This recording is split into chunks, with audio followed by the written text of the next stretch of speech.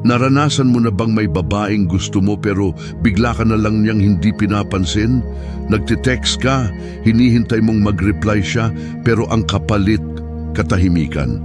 Nakikita mong online siya, active sa social media pero hindi ka sinasagot. Ang sakit, di ba? Magsisimula kang magtanong sa sarili mo, may nagawa ba akong mali? Masiyado ba akong naging eager? Paulit-ulit mong iniisip ang bawat usapan niyo. Pero nandito ako para sabihin sa iyo ito, tama na. Ang hindi niya pagpapansin sa iyo ay hindi tungkol sa iyo, tungkol yon sa kanya. At alam mo ba, pwede mong gawing pabor sa iyo ang sitwasyong to. Sa video na to, pag-uusapan natin ang stoic na paraan para mabawi mo ang kapangyarihan mo. Pagkatapos nito, malalaman mo kung paano baliktarin ang sitwasyon kapag ini-ignore ka ng babae at mas lalabas kang matatag kaysa dati. Ito ang masakit na katotohanan. Tinetest ka ng mga babae. Sinusubukan ka nila sa pamamagitan ng pananahimik. Gusto nilang makita kung paano ka magre-react.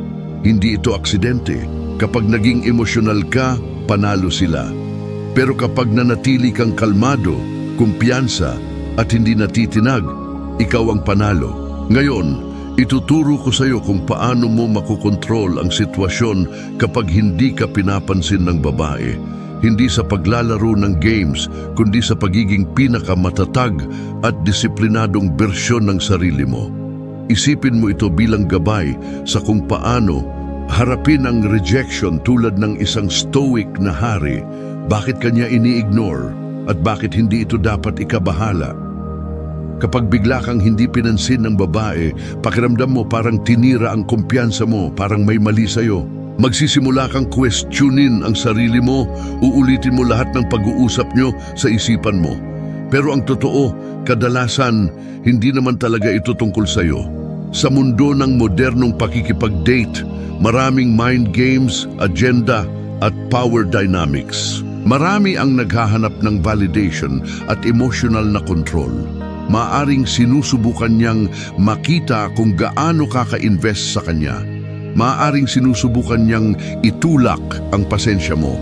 Maaring busy lang talaga siya sa trabaho, kaibigan o personal na buhay. O baka hindi lang talaga siya kasing interesado gaya ng akala mo.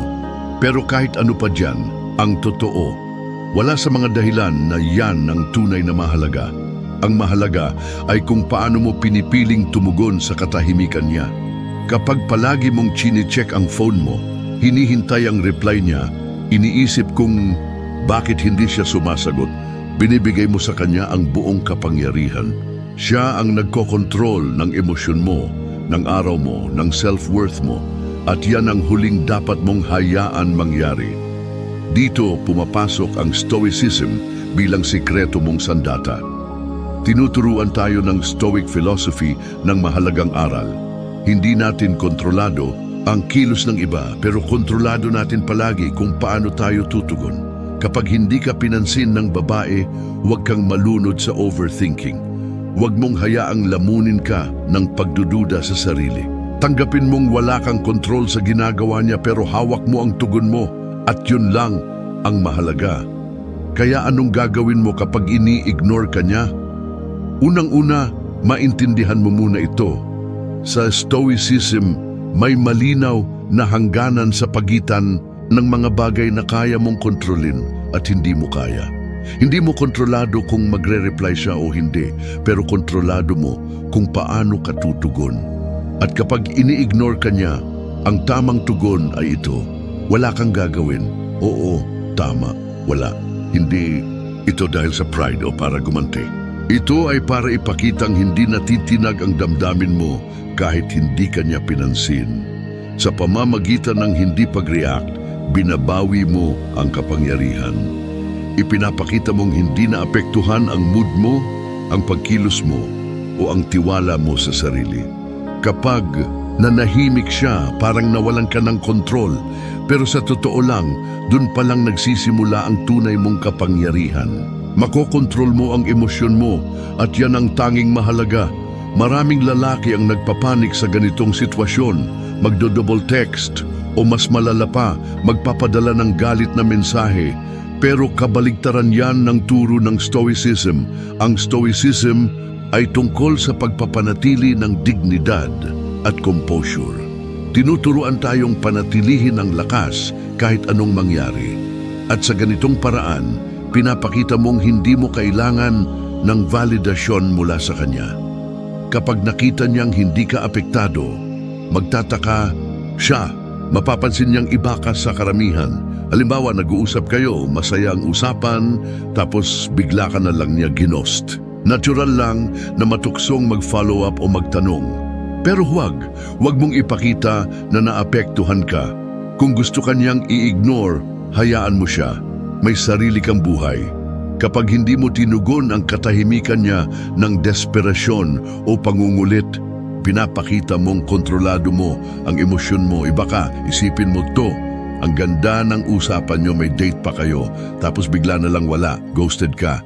Karaniwan, ang lalaki magpapanik, magpapadala ng isa pang mensahe. Pero paano kung wala kang ginawa? Paano kung nag-focus ka sa sarili mo? Nag-workout ka, tinutukan mo ang mga goals mo at hinayaan mo lang siya? Hindi lang siya maiintriga, kundi mas lalo kang bibilib sa sarili mo. Sa hindi paggawa ng kahit ano, binabawi mo ang lahat ng kapangyarihan. At kung hindi siya magparamdam ulit, ayos lang, nakabangon ka na at mas gumanda pa ang sarili mo sa proseso. Unang hakbang, ibalik ang atensyon sa sarili mo. Ito ang una mong konkretong hakbang at isa sa pinakamahalagang bagay na pwede mong gawin. Sa halip na puro siya ang iniisip mo at inistress ka sa pananahimik niya, ibaling mo ang buong atensyon at enerhiya mo pabalik sa sarili mo. Ang pag-i-ignore niya sa iyo ay hindi dahilan para malugmok ka.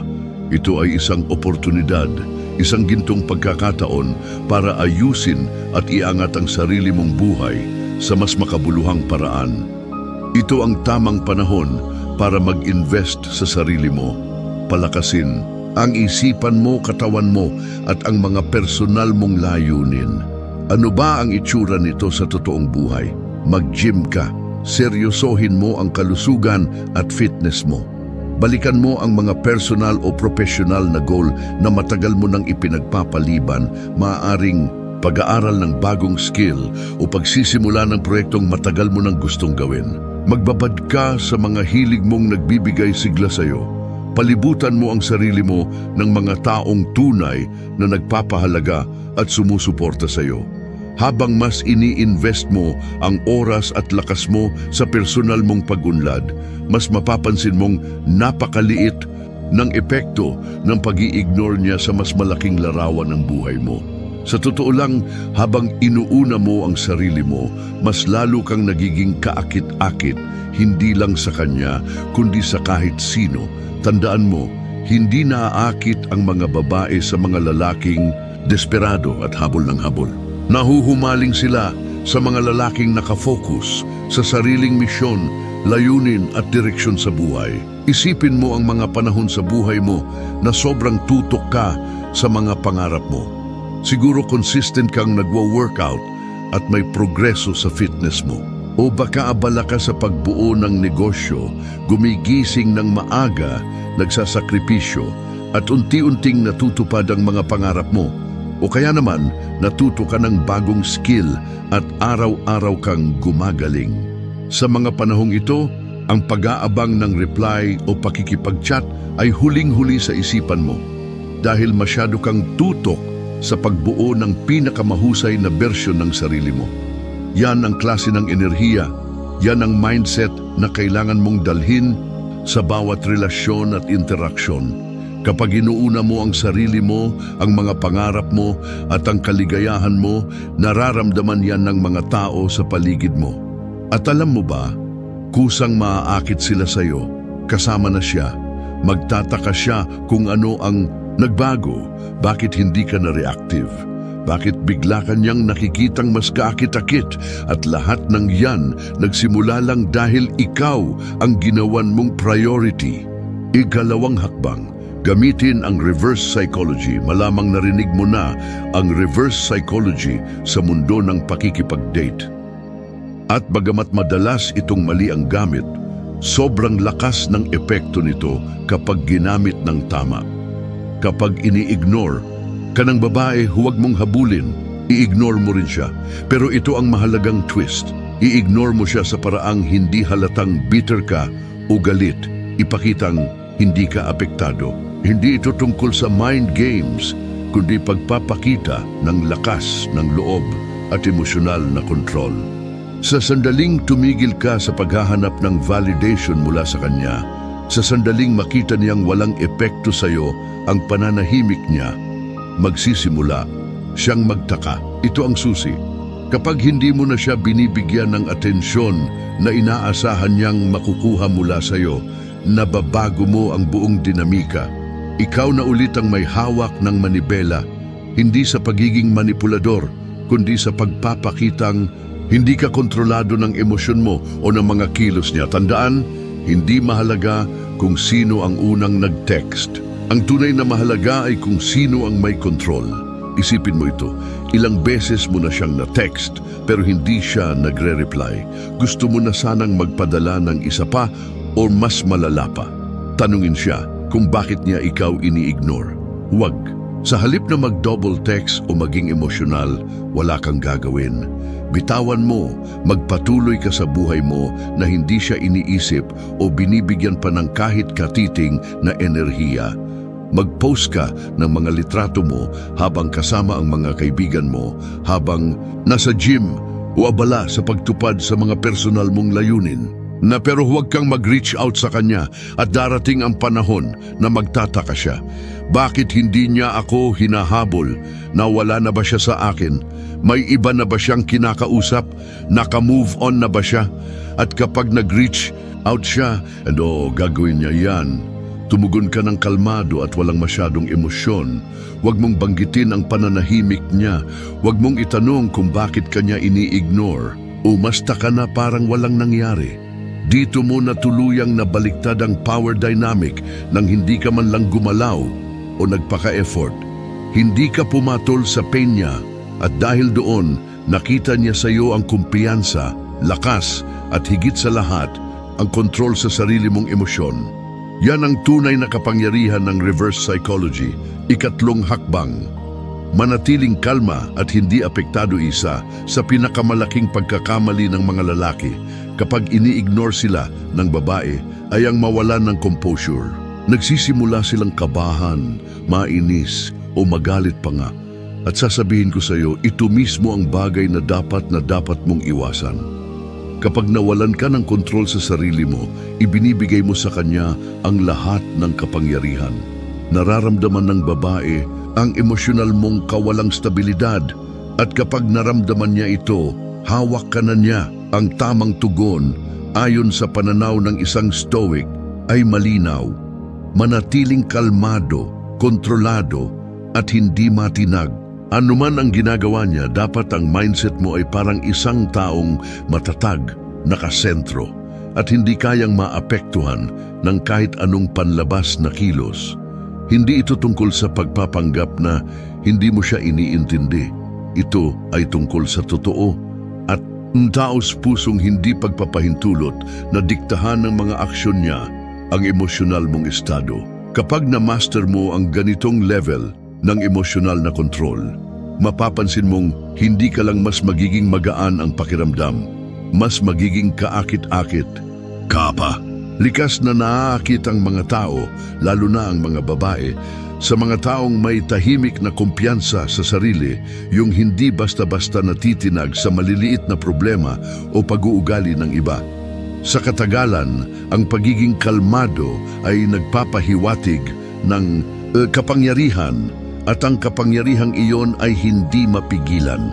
Kaya sa susunod na i-ignore ka niya, pigilan mong mag-react ng emosyonal o padalos-dalos. Sa halip, huminga ng malalim, umatras sandali at ipaalala sa sarili mo ito, ang mga aksyon niya ay hindi basehan ng halaga mo bilang tao. Ikaw ang may kontrol sa nararamdaman mo, hindi siya. Sa halip na ma-stress o paulit-ulit na isipin ang bawat pag-uusap ninyo, piliin mong gawin ang isang bagay na nagpapakalma at nagpapalakas sa iyo. Pwede kang tumakbo ng malayo para ma-release ang stress. Makinig ng musikang nagpapalakas ng loob mo o magbabad sa proyektong matagal mo nang gustong pagtuunan ng pansin. Ang nangyayari dito ay simpleng pero makapangyarihang bagay. Kinukuha mong muli ang kontrol sa pamamagitan ng pagbawi ng atensyon mo mula sa kanya at ibinabalik mo ito sa sarili mo. Sa ganitong paraan, napapanatili mo ang iyong emosyonal na lakas. Ipinapakita mong hindi ka nakadepende sa mga tugon niya. At higit pa riyan, pinapatunayan mo sa sarili mo na ikaw ang may hawak ng direksyon ng emosyonal mong karanasan. At ang ganitong klaseng kontrol, nakakahumaling. Kapag nakita niyang hindi ka apektado sa pananahimik niya, magtataka siya. Bakit wala siyang reaksyon? Bakit hindi ko siya naapektuhan gaya ng inaasahan ko? Doon magsisimulang magbago ang lahat. Doon magsisimula ang tunay na power shift. Ika-4, kumalas sa inaasahang kinalabasan nito, ang pinakapinunggalaw ng isang tunay na stoic, kumalas sa resulta. Kung mag-reply man siya o hindi, kung gusto ka man niya o hindi, nananatiling buo ang iyong kapayapaan. Ito ang tunay na kapangyarihan. Kapag tumigil ka sa pag-aalala tungkol sa magiging resulta, pinalalaya mo ang sarili mo mula sa emosyonal na roller coaster ng pakikipag-date. Ang detachment ay hindi nangangahulugang wala kang pakialam sa kanya. Ang ibig sabihin nito ay mas pinahahalagahan mo ang sarili mong kapakanan kaysa sa kung bibigyan ka ba niya ng atensyon o hindi. Napakahalaga ng mindset shift na ito kung gusto mong bawiin ang kontrol sa anumang relasyon. Kapag natutunan mong kumalas, hindi mo na inilalagay ang kaligayahan at halaga mo sa kamay ng ibang tao. Binabawi mo ang pagmamay-ari ng iyong emosyon at ng iyong buhay. Ang totoo, kapag tunay kang nakahiwalay sa inaasahang resulta, hindi mo na iniisip kung ano ang nasa isip niya, kung anong ginagawa niya, o kung bakit hindi siya nagre-reply. Nagiging kalmado ka, buo at kontrolado ang sarili. Ang mga babae at kahit sinong tao ay naaakit sa mga hindi desperado para sa atensyon o pag-apruba. Ang pagkakalas mula sa resulta ay nagpapakita ng respeto sa sarili na kaya mong iwanan ang anumang sitwasyong hindi nakabubuti para sa iyo. Tumitigil ka sa pagiging needy o balisa. At sa prosesong ito, nagiging mas karespe-respeto ka, mas pinapansin ka pa nga. Isipin mo ang isang sitwasyon kung saan sobrang hawak mo ang inaasahang kinalabasan. Isang job interview, isang date, o isang simpleng text. Habang mas iniisip mo ang magiging resulta, mas nagiging balisa ka. Umiikot ang utak mo, paulit-ulit na iniisip ang worst-case scenario. Ngayon, isipin mong pakawalan ang lahat ng ingay na yon. Ilarawan mong maigi ang sarili, mong okay lang kahit ano pa ang mangyari. Na anuman ang resulta, alam mong kakayanin mo. Ito ang essence ng stoic detachment. Ang mindset na anuman ang mangyari, yun ang nararapat, at ang kapayapaan mo ay hindi nakaangkla sa opinyon o aksyon ng iba. Kapag kaya mong tuluyang kumalas sa pangangailangang sumagot siya o hindi, pinalalaya mo ang sarili mo. Hindi mo na kailangan pang humabol, maghabol ng atensyon o hanapin ang validation mula sa kanya.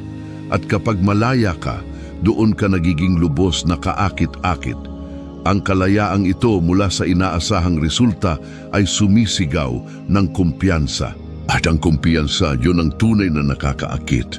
Ipinapakita mong ang kasiyahan mo ay hindi nakabase sa panlabas na papuri, kundi sa panloob na katatagan at kontrol. Ito ang buod. Kapag ini-ignore ka ng isang babae, karamihan sa mga lalaki ay natataranta. Hinahabol nila, iniisip ng paulit-ulit ang nangyari. Nawawalan ng kontrol, pero hindi ikaw, hindi na ikaw. Ngayong alam mo na ang mga tamang hakbang, mindset at kaalaman, kaya mo nang baliktarin ang sitwasyon kapag ini-ignore ka niya. Ito na ang pagkakataon mong ipakita na ikaw ay iba, na ikaw ay matatag, hindi ka nagre-react, ikaw ang may kontrol. Kalmado ka, kumpiyansado, hawak mo ang emosyon mo, at dahil doon, hindi ka lang mas nagiging kaakit-akit, nagiging mas makapangyarihan. Ka sa lahat ng aspeto ng buhay mo, isipin mong mabuti. Ilang lalaki ba ang kilala mong kontrolado ng emosyon nila? Ilan sa kanila ang nawawala sa sarili kapag ini-ignore ng babae? Hindi ikaw ang lalaking yon. Ikaw ang lalaking tahimik pero buo. Ikaw ang lalaking nakatutok sa sarili. Ikaw ang lalaking hindi umaasa sa validation, kundi buo ang pagkatao kahit mag-isa. Hindi lang ito tungkol sa babae, ito ay tungkol sa pagmamaster ng sarili mong buhay. Kapag na-master mo ang emosyon mo, hindi ka naalipin ng opinyon o desisyon ng iba, malaya ka. At ang kalayaang yon, nakakahumaling. Nakikita yon ng mga babae, nirerespeto yon ng mga tao. Pero ang pinakamahalaga, ramdam mo yon sa sarili mo. Mula sa araw na ito, hindi mo lang lalaruin ang laro ng pakikipag-date. Imamaster mo ito, ikaw ang may hawak ng manibela. Lagi. At kung tumama sa iyo ang mensaheng ito, oras na para kumilos. Huwag mo lang hayaan na matapos ang video na ito nang walang ginagawa. Gumalaw ka. Simulan mo ngayon. Simulan mo ngayong araw dahil hindi lang ito tungkol sa pakikipag-date. Ito ay tungkol sa pagiging lalaking itinadhana mong maging isang lalaking hindi nagre-react, kundi kumikilos.